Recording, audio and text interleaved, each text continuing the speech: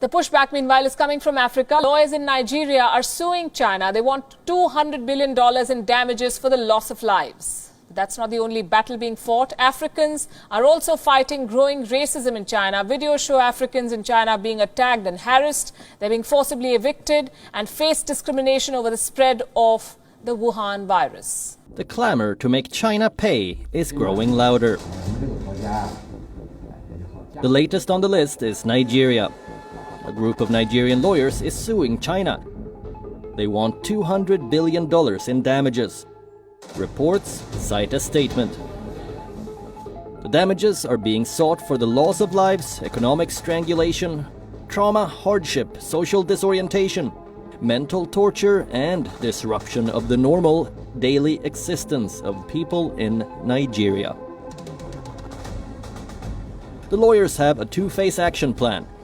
First, go to the Federal High Court of Nigeria, and then persuade the government to sue China at the International Court of Justice.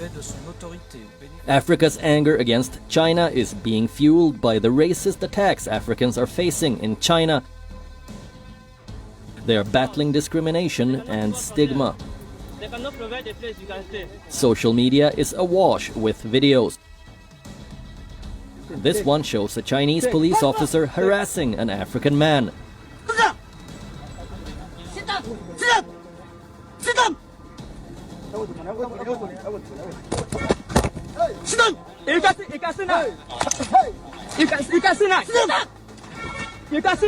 Another video shows a group of Chinese men attacking an African, with a woman shouting out for help in the background.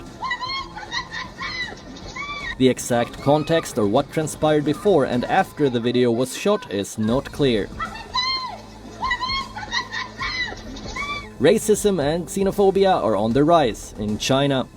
Reports say thousands of African-origin people have been left homeless after being evicted over fears that they could be spreading the coronavirus.